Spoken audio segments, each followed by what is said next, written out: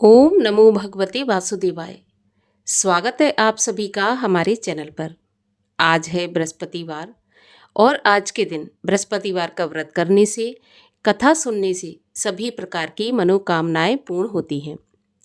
अगर व्रत नहीं भी रख सकते तो भी कथा तो अवश्य सुननी चाहिए, क्योंकि कथा सुनने मात्र से ही भगवान बृहस्पति देव की कृपा से धन धान्य सुख सौभाग्य में वृद्धि होती है। तो कथा तो अवश्य ही सुननी चाहिए। और आज के वीडियो में हम आपको बृहस्पतिवार व्रत की कथा सुनाएंगे। तो अगर कथा पसंद आती है तो लाइक करके शेयर करिए, साथ ही साथ इसी प्रकार की व्रत कथाएं सुनने के लिए चैनल को भी सब्सक्राइब कर लीजिए। तो आइए शुरू करते हैं बृहस्पति देव की कथा। प्राचीन समय की बात है। भारत में एक राजा राज्य करता था। वह बड़ा प्रतापी और दानी था। वह नित्य प्रति मंदिर में भगवत दर्शन करने जाता था। ब्राह्मण और गुरु की सेवा किया करता था। उसके द्वार से कोई भी याचक निराश होकर नहीं लौटता था। प्रत्येक गुरुवार को व्रत रखता एवं पूजन करता था। हर दिन गरीबों की सहायता करता था। परंतु ये सब बातें उसकी रानी को अच्छी नहीं लगती थी। वह ना व्रत करती और ना किसी को एक भी पैसा दान में देती थी, और राजा से भी ऐसा करने को मना किया करती थी। एक समय की बात है। राजा शिकार खेलने वन को चले गए। घर पर रानी और दासी थीं। उस समय गुरु बृहस्पति साधु का रूप धारण करके राजा के दरवाजे पर भिक्षा मांगने आए। साधु ने रानी से भिक्षा मांगी तो वह कहने लगी, हे साधु महाराज, मैं इस दान पुण्य से तंग आ गई हूँ। इस कार्य के लिए तो मेरे पति देवी बहुत हैं। अब आप ऐसी कृपा करें कि सारा धन नष्ट हो जाए और मैं आराम से रह सकूं। साधु रूपी बृहस्पति देव ने कहा, देवी, तुम तो बड़ी विचित्र हो। संतान और धन से कोई दुखी नहीं होता, इसको सभी चाहते हैं। पापी भी पुत्र और धन की इच्छा करता है। अगर तुम्हारे पास धन अधिक है तो भूखे मनुष्यों को भोजन कराओ, प्याऊ लगवाओ, ब्राह्मणों को दान दो, धर्मशालाएं बनवाओ, कुआं, तालाब, बावड़ी, बाग, बगीचों आदि का निर्माण करवाओ, निर्धनों की कुंवारी कन्याओं का विवाह कराओ, साथ ही यज्ञ आदि करो। इस प्रकार के कर्मों से आपके कुल का और आपका नाम परलोक में सार्थक होगा एवं स्वर्ग की प्राप्ति होगी। परंतु रानी साधु की इन बातों से खुश नहीं हुई। उसने कहा, हे साधु महाराज, मुझे ऐसे धन की आवश्यकता नहीं जिसको मैं अन्य लोगों को दान दूं और जिसको रखने और संभालने में ही मेरा सारा समय नष्ट हो जाए। साधु ने कहा, देवी, यदि तुम्हारी ऐसी इच्छा है तो जैसा मैं तुम्हें बताता हूँ तुम वैसा ही करना। बृहस्पतिवार के दिन घर को गोबर से लीपना, अपने केशों को पीली मिट्टी से धोना, केशों को धोते समय स्नान करना, राजा से कहना वह हजामत करवाए, भोजन में मांस मदिरा खाना, कपड़ा धोबी के यहाँ धुलने डालना। इस प्रकार 7 बृहस्पतिवार करने से तुम्हारा सारा धन नष्ट हो जाएगा। ऐसा कहकर साधु महाराज रूपी बृहस्पति देव अंतर्ध्यान हो गए। रानी ने साधु के कहने के अनुसार 7 बृहस्पतिवार वैसा ही करने का विचार किया। साधु के बताए अनुसार करते हुए केवल 3 बृहस्पतिवार ही बीते थे कि उसकी समस्त धन संपत्ति नष्ट हो गई। भोजन के लिए दोनों समय परिवार तरसने लगा, सांसारिक भोगों से दुखी रहने लगा। तब वह राजा रानी से कहने लगा कि हे रानी, तुम यहाँ पर रहो, मैं दूसरे देश में जाता हूँ, क्योंकि यहाँ पर मुझे सभी मनुष्य जानते हैं, इसलिए मैं यहाँ पर कोई कार्य भी नहीं कर सकता। ऐसा कहकर राजा परदेश चला गया। वहाँ जंगल से लकड़ी काट कर लाता और शहर में बेचता। इस तरह जीवन व्यतीत करने लगा। इधर राजा के बिना रानी और दासियां दुखी रहने लगीं। किसी दिन भोजन मिलता और किसी दिन जल पीकर ही रह जाती। एक समय रानी और दासियों को 7 दिन बिना भोजन के व्यतीत हो गए तो रानी ने अपनी दासी से कहा, दासी, यहाँ पास के नगर में मेरी बहन रहती है, वह बहुत धनवान है। तू उसके पास जा और वहाँ से 5 सेर बेझर मांग कर ले आ, जिससे कुछ समय के लिए गुजर हो जाएगी। दासी रानी की बहन के पास गई। रानी की बहन उस समय पूजा कर रही थी। बृहस्पतिवार का दिन था। दासी ने रानी की बहन से कहा, रानी जी, मुझे आपकी बहन ने भेजा है, मुझे 5 सेर बेजर दे दो। दासी ने ये बात अनेक बार कही, परंतु रानी की बहन ने कोई उत्तर नहीं दिया, क्योंकि वह उस समय बृहस्पतिवार की कथा सुन रही थी। जब दासी को रानी की बहन से कोई उत्तर नहीं मिला तो वह बहुत दुखी हुई और उसे क्रोध भी आया। वह लौटकर रानी से बोली, रानी, आपकी बहन तो बहुत ही धनी स्त्री है, छोटे लोगों से तो बात भी नहीं करती। मैंने उससे कहा तो उसने मुझे कोई उत्तर नहीं दिया। मैं वापस चली आई। रानी बोली, दासी, इसमें उसका कोई दोष नहीं है। जब बुरे दिन आते हैं तब कोई सहारा नहीं देता। अच्छे बुरे का पता विपत्ति में ही लगता है। अब तो जो ईश्वर की इच्छा होगी वही होगा। ये सब तो हमारे भाग्य का दोष है। उधर रानी की बहन ने सोचा कि मेरी बहन की दासी आई थी, परंतु मैं उससे नहीं बोली, इससे वह बहुत दुखी हुई होगी। कथा सुनकर विष्णु भगवान का पूजन समाप्त करके वह अपनी बहन के घर आई और कहने लगी, बहन, मैं बृहस्पतिवार का व्रत कर रही थी, तुम्हारी दासी गई, परंतु जब तक कथा होती है तब तक ना उठते हैं और ना बोलते हैं, इसलिए मैं नहीं बोली। कहो दासी, क्यों गई थी? तो रानी बोली, बहन, हमारे घर पर अनाज नहीं था। वैसे तुमसे कोई बात छुपी नहीं है, इस कारण मैंने दासी को तुम्हारे पास 5 सेर बेजल लेने के लिए भेजा था। रानी की बहन बोली, बहन देखो, बृहस्पति भगवान सबकी मनोकामना पूरी करते हैं। देखो, शायद तुम्हारे घर में अनाज रखा हो। ऐसा सुनकर दासी घर के अंदर गई तो वहाँ पर उसे एक घड़ा बेझर का भरा मिल गया। तो उसे बड़ी हैरानी हुई, क्योंकि उसने एक एक बर्तन देख लिया था। उसने बाहर आकर रानी को बताया। दासी अपनी रानी से कहने लगी, रानी देखो, वैसे जब हमको अन्न नहीं मिलता तो हम रोज ही व्रत करते हैं। अगर इनसे व्रत की विधि और कथा पूछ ली जाए तो उसे हम भी किया करेंगे।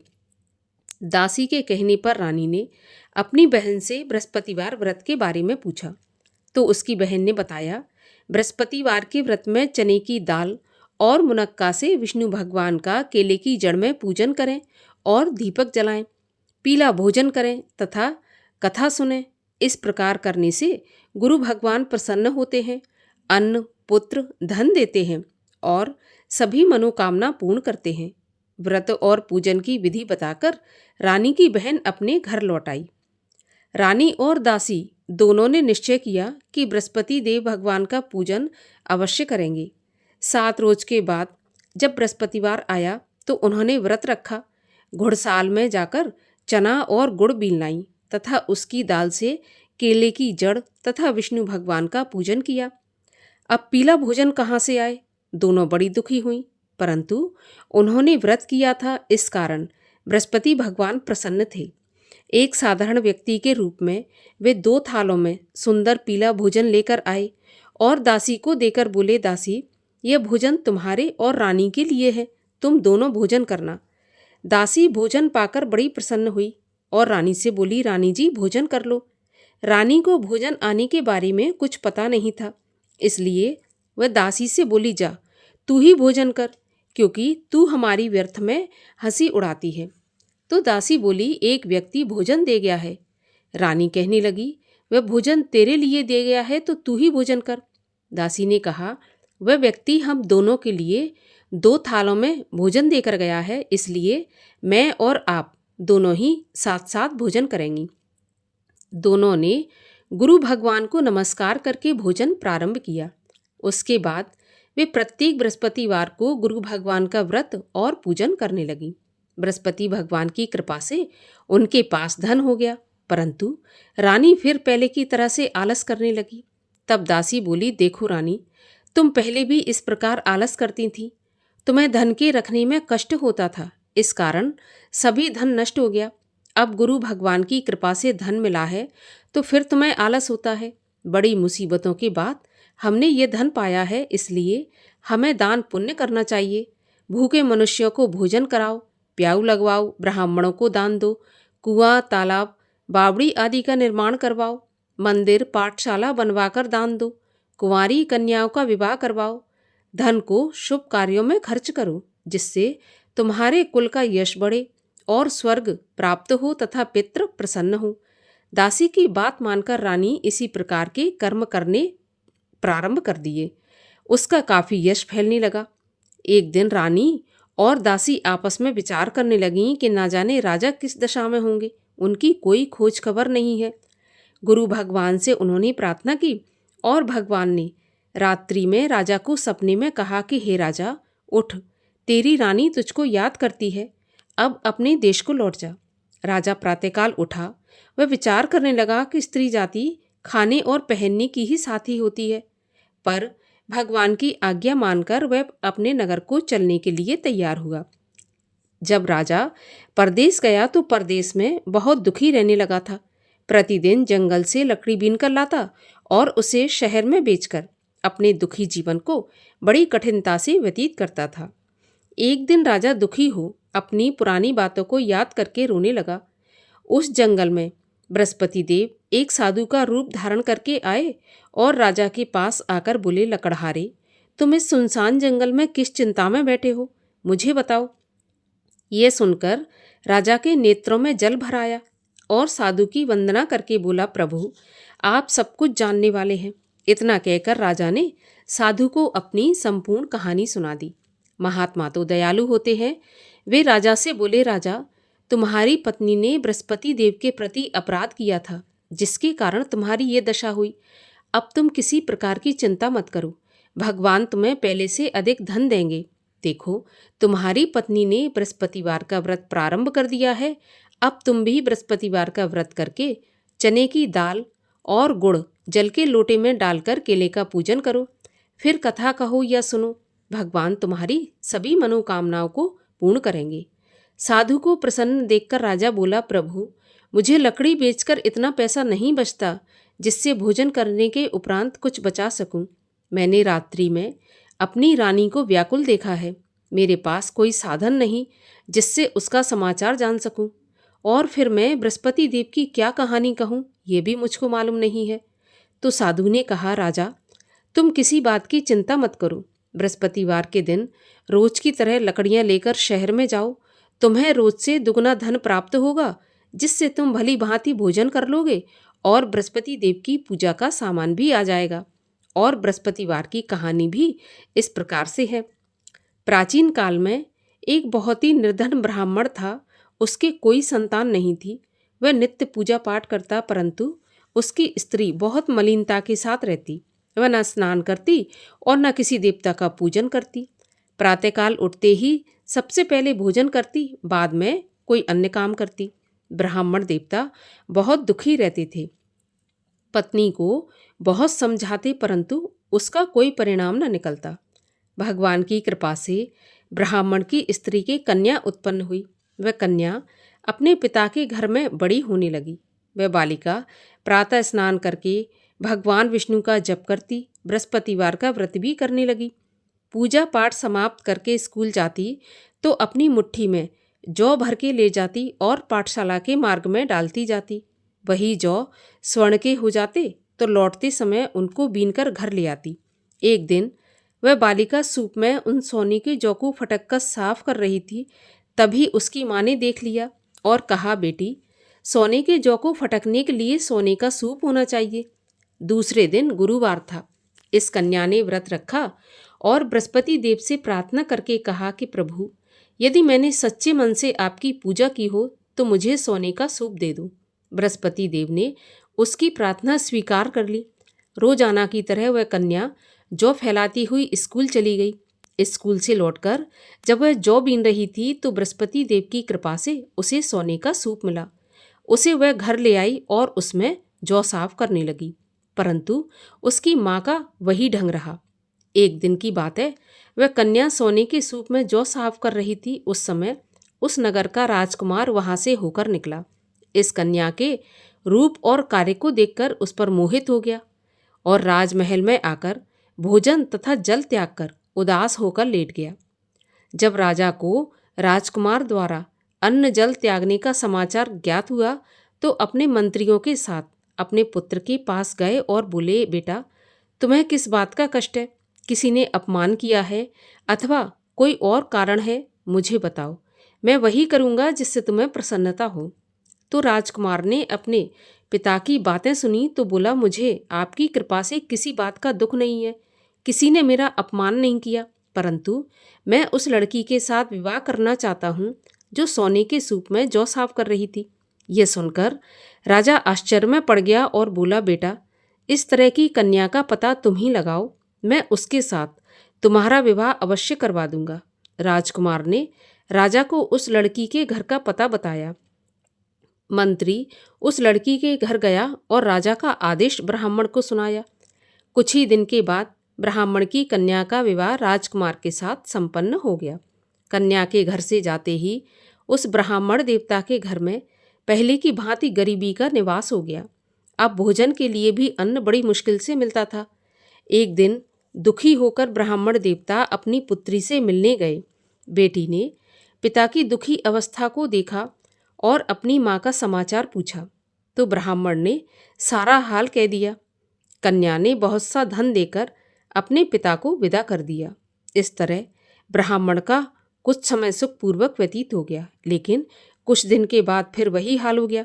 ब्राह्मण फिर अपनी कन्या के यहाँ गया और सभी हाल कहा तो पुत्री बोली, पिताजी आप माताजी को यहाँ लिवा लाओ, मैं उन्हें विधि बता दूंगी जिससे गरीबी दूर हो जाएगी। ब्राह्मण देवता अपनी स्त्री को साथ लेकर राजमहल अपनी पुत्री के पास पहुँचे तो पुत्री अपनी माँ को समझाने लगी, माँ तुम प्रातःकाल उठकर प्रथम स्नान आदि करके विष्णु भगवान का पूजन करो तो सब दरिद्रता दूर हो जाएगी। परंतु उसकी माँ ने उसकी एक भी बात नहीं मानी। वह प्रातःकाल उठकर अपनी पुत्री का बचा जूठन खा लेती थी। एक दिन उसकी पुत्री को बहुत गुस्सा आया। उसने एक रात को कोठरी से सारा सामान निकाल दिया और अपनी माँ को उसमें बंद कर दिया। प्रातःकाल उसमें से उसे निकाला और स्नान आदि करा के पूजा पाठ करवाया तो उसकी माँ की बुद्धि ठीक हो गई। इसके बाद वह नियम से पूजा पाठ करती और प्रत्येक बृहस्पतिवार को व्रत भी रखने लगी। इस व्रत के प्रभाव से उसकी माँ भी बहुत धनवान तथा पुत्रवती हो गई और बृहस्पति देवता के प्रभाव से स्वर्ग को गई। वह ब्राह्मण भी सुखपूर्वक इस लोक का सुख भोग कर स्वर्ग को प्राप्त हुआ। इस तरह कहानी कहकर साधु देवता वहाँ से अंतर्ध्यान हो गए। धीरे धीरे समय व्यतीत होने पर फिर बृहस्पतिवार का दिन आया। राजा जंगल से लकड़ी काटकर किसी शहर में बेचने गया तो उसे उस दिन और दिनों से अधिक पैसा मिला। राजा ने चना गुड़ आदि लाकर बृहस्पतिवार का व्रत किया। उस दिन से उसके सभी क्लेश दूर हुए। परंतु जब अगला गुरुवार आया तो वह बृहस्पतिवार का व्रत करना भूल गया। इस कारण बृहस्पति भगवान नाराज हो गए। उस दिन उस नगर के राजा ने विशाल यज्ञ का आयोजन किया तथा अपने समस्त राज्य में घोषणा करवा दी कि कोई भी मनुष्य अपने घर में भोजन न बनाए, आग भी न जलाए। समस्त जनता मेरे यहाँ भोजन करने आए और इस आज्ञा को जो नहीं मानेगा उसको फांसी की सजा दी जाएगी। राजा की आज्ञा के अनुसार राज्य के सभी वासी राजा के भोज में सम्मिलित हुए, लेकिन लकड़हारा कुछ देर से पहुंचा, इसलिए राजा उसको अपने साथ महल में ले गए। जब राजा लकड़हारे को भोजन करा रहे थे तो रानी की दृष्टि उस खूंटी पर पड़ी जिस पर उसका हार लटका हुआ था। उसे हार खूंटी पर लटका दिखाई नहीं दिया। रानी को निश्चय हो गया कि मेरा हार इस लकड़हारे ने चुरा लिया और उसी समय सैनिक बुलवाकर उसको जेल में डलवा दिया। जब लकड़हारा जेल खाने में गया तो बहुत दुखी होकर विचार करने लगा कि न जाने कौन से पूर्व जन्म के कर्म से मुझे यह दुख प्राप्त हुआ है, और उसी साधु को याद करने लगा जो कि जंगल में मिला था। उसी समय तत्काल बृहस्पति देव साधु के रूप में प्रकट हो गए और उसकी दशा को देखकर कहने लगे, अरे मूर्ख, तूने बृहस्पति देवता की कथा नहीं की, इसी कारण तुझे दुख प्राप्त हुआ है। अब चिंता मत कर, बृहस्पतिवार के दिन जेल खाने के दरवाजे पर 4 पैसे पड़े मिलेंगे, उनसे तू बृहस्पति देव की पूजा करना तो तेरे सभी कष्ट दूर हो जाएंगे। अगले बृहस्पतिवार उसे जेल के द्वार पर 4 पैसे मिले। राजा ने पूजा का सामान मंगवाकर कथा कही और प्रसाद बांटा। उसी रात्रि को बृहस्पति देव ने उस नगर के राजा को स्वप्न में कहा कि राजा, तूने जिस आदमी को जेल खाने में बंद कर दिया है वह निर्दोष है, वह राजा है, उसे छोड़ देना। रानी का हार उसी खूंटी पर लटका हुआ है। अगर तू ऐसा नहीं करेगा तो मैं तेरे राज्य को नष्ट कर दूंगा। राजा प्रातःकाल उठा और खूंटी पर हार टंगा देखकर लकड़हारे को बुलाकर क्षमा मांगी और राजा के योग्य सुंदर वस्त्र आभूषण भेंट करके उसे विदा किया। गुरुदेव की आज्ञा के अनुसार राजा अपने नगर को चल दिया।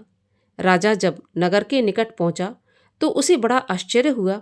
नगर में पहले से अधिक बाग, तालाब, कुएं तथा बहुत सी धर्मशालाएं, मंदिर आदि बने हुए थे। राजा ने पूछा ये किसका बाग और धर्मशाला है? तब नगर के सब लोग कहने लगे कि ये सब रानी और दासी ने बनवाए हैं। तो राजा को आश्चर्य हुआ और गुस्सा भी आया। जब रानी ने यह खबर सुनी कि राजा आ रहे हैं, तो उसने अपनी दासी से कहा कि दासी, देख राजा हमको कितनी बुरी हालत में छोड़ गए थे। हमारी ऐसी हालत देखकर वह लौट न जाए, इसलिए तू दरवाजे पर खड़ी हो जा। रानी की आज्ञा के अनुसार दासी दरवाजे पर खड़ी हो गई। जब राजा आए तो उन्हें अपने साथ महल में लिवा लाई। तब राजा ने क्रोध करके अपनी तलवार निकाली और पूछने लगा, बताओ यह धन तुम्हें कैसे प्राप्त हुआ है? तब रानी ने बताया, हमें यह सब धन बृहस्पति देव के व्रत के प्रभाव से प्राप्त हुआ है। राजा ने निश्चय किया, 7 रोज बाद तो सभी बृहस्पति देव का पूजन करते हैं, परंतु मैं रोजाना दिन में 3 बार कथा कहा करूँगा और रोज व्रत किया करूँगा। अब हर समय राजा के दुपट्टे में चने की दाल बंधी रहती और दिन में 3 बार कथा कहता। एक दिन राजा ने विचार किया कि चलो अपनी बहन के यहाँ हो आऊँ। इस तरह निश्चय कर राजा घोड़े पर सवार हो अपनी बहन के यहाँ चल दिया। मार्ग में उसने देखा कि कुछ आदमी एक मुर्दे को लिए जा रहे हैं। उन्हें रोककर राजा कहने लगा, अरे भाइयों, मेरी बृहस्पतिवार की कथा सुन लो। तो वे बोले, लो, हमारा तो आदमी मर गया, इसको अपनी कथा की पड़ी है। परंतु कुछ आदमी बोले कि अच्छा कहो, हम तुम्हारी कथा भी सुनेंगे। राजा ने दाल निकाली और कथा कहनी शुरू कर दी। जब कथा आदि हुई थी तो मुर्दा हिलने लगा, और जब कथा समाप्त हुई तो राम राम करके वह मुर्दा उठकर खड़ा हो गया। राजा आगे बढ़ा, उसे चलते चलते शाम हो गई। आगे मार्ग में उसे एक किसान खेत में हल चलाता मिला। राजा उससे बोला, अरे भैया, तुम मेरी बृहस्पतिवार की कथा सुन लो। तो किसान बोला, जब तक मैं तेरी कथा सुनूंगा तब तक 4 हरैया जोत लूंगा। जा अपनी कथा किसी और को सुनाना। राजा आगे चलने लगा। राजा के हटते ही बैल पछाड़ खाकर गिर गए और किसान के पेट में बहुत जोर से दर्द होने लगा। उसी समय किसान की पत्नी रोटी लेकर आई। उसने जब यह देखा तो अपने पुत्र से सब हाल पूछा और बेटे ने सभी हाल बता दिया। तो बुढ़िया दौड़ी दौड़ी उस घुड़सवार के पास गई और उससे बोली, मैं तेरी कथा सुनूंगी, तू अपनी कथा मेरे खेत पर चलकर ही कहना। राजा ने लौटकर बुढ़िया के खेत पर जाकर कथा कही, जिसके सुनते ही बैल उठकर खड़े हो गए तथा किसान के पेट का दर्द भी बंद हो गया। राजा अपनी बहन के घर पहुंच गया। बहन ने भाई की खूब मेहमानी की। दूसरे रोज प्रातःकाल राजा जगा तो वह देखने लगा कि सब लोग भोजन कर रहे हैं। राजा ने अपनी बहन से पूछा, ऐसा कोई मनुष्य है जिसने भोजन नहीं किया हो, जो मेरी बृहस्पतिवार की कथा सुन ले? तो बहन बोली, भैया, यह देश ऐसा ही है। पहले यहाँ के लोग भोजन करते हैं, बाद में अन्य काम करते हैं। अगर पड़ोस में कोई हो तो मैं देख कर आती हूँ। ऐसा कहकर बहन देखने चली गई, परंतु उसे कोई ऐसा व्यक्ति नहीं मिला जिसने भोजन नहीं किया हो। अतः वह एक कुम्हार के घर गई जिसका लड़का बीमार था। उसे मालूम हुआ कि उनके यहाँ 3 रोज से किसी ने भोजन नहीं किया। तो रानी ने अपने भाई की कथा सुनने के लिए कुम्हार से कहा और वह कुम्हार तैयार हो गया। राजा ने जाकर बृहस्पतिवार की कथा कही, जिसको सुनकर उसका लड़का ठीक हो गया। अब तो राजा की प्रशंसा होने लगी। एक दिन राजा ने अपनी बहन से कहा कि बहन, हम अपने घर को जाएंगे, तुम भी तैयार हो जाओ। तो राजा की बहन ने अपनी सास से अपने भाई के साथ जाने की आज्ञा मांगी। तो सास बोली कि चली जा, परंतु अपने लड़कों को मत ले जाना, क्योंकि तेरे भाई के तो कोई संतान नहीं है। बहन ने अपने भाई से कहा, भैया, मैं तो चलूंगी पर कोई बालक नहीं जाएगा। राजा ने कहा, जब कोई बालक नहीं चलेगा तो तुम क्या करोगी? बड़े दुखी मन से राजा अपने नगर को लौट आया। राजा ने अपनी रानी से कहा, हम निर्वंशी राजा हैं, हमारा मुंह देखने का भी धर्म नहीं है, और बिना भोजन आदि किए शैया पर लेट गया। रानी बोली, हे प्रभु, बृहस्पति देव ने हमें सब कुछ दिया है, वे हमें संतान भी अवश्य देंगे। उसी रात को बृहस्पति देव ने राजा को स्वप्न में कहा, राजा उठ, सभी सोच त्याग दे, तेरी रानी गर्भवती है। राजा को यह जानकर बड़ी खुशी हुई और 9वें महीने रानी के गर्भ से एक सुंदर पुत्र पैदा हुआ। तब राजा बोला, हे रानी, स्त्री बिना भोजन के रह सकती है, परंतु बिना कहे नहीं रह सकती। जब मेरी बहन आए तो तुम उससे कुछ कहना मत। तो रानी ने सुनकर हाँ कर दी। जब राजा की बहन ने यह शुभ समाचार सुना तो बहुत खुश हुई और बधाई लेकर अपने भाई के यहाँ आई। तभी रानी ने कहा, घोड़ा चढ़ाकर नहीं आई, गधा चढ़ी आई। तो राजा की बहन बोली, भाभी, मैं इस प्रकार ना कहती तो तुम्हें औलाद कैसे मिलती। बृहस्पति देव ऐसे ही है, जैसी जिसके मन में कामना है सभी को पूर्ण करते हैं। जो सद्भावना पूर्वक बृहस्पतिवार का व्रत करता है एवं कथा पढ़ता है अथवा सुनता है और दूसरों को सुनाता है, बृहस्पति देव उसकी सभी मनोकामना पूर्ण करते हैं। बृहस्पति देव उनकी सदैव रक्षा करते हैं। जो संसार में सद्भावना से गुरुदेव का पूजन एवं व्रत सच्चे हृदय से करते हैं, उनकी सभी मनोकामनाएं पूरी होती हैं। जैसी सच्ची भावना से रानी और राजा ने बृहस्पति देव की कथा का गुणगान किया तो उनकी सभी इच्छाएं बृहस्पति देव ने पूर्ण की थी। इसलिए सबको कथा सुनने के बाद प्रसाद लेकर जाना चाहिए और हृदय से उनका मनन करते हुए जयकारा बोलना चाहिए। बोलिए बृहस्पति भगवान की जय। और आइए अब करें बृहस्पति देव की आरती। ओम जय बृहस्पति देवा, स्वामी जय बृहस्पति देवा। छिन्न छिन्न भोग लगाऊं, कदली फल मेवा। ओम जय बृहस्पति देवा। तुम पूर्ण परमात्मा, तुम अंतर्यामी, जगत पिता जगदीश्वर, तुम सबके स्वामी। ओम जय बृहस्पति देवा। चरणामृत निज निर्मल, सब पातक हरता, सकल मनोरथ दायक, कृपा करो भरता। ओम जय बृहस्पति देवा। तन मन धन अर्पण कर, जो जन शरण पड़े, प्रभु प्रकट तब होकर, आकर द्वार खड़े। ओम जय बृहस्पति देवा। दीन दयाल दयानिधि, भक्तन हितकारी, पाप दोष सब हरता, भव बंधन हारी। ओम जय बृहस्पति देवा।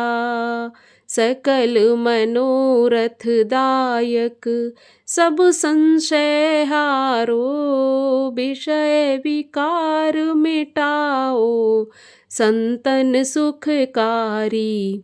ओम जय बृहस्पति देवा।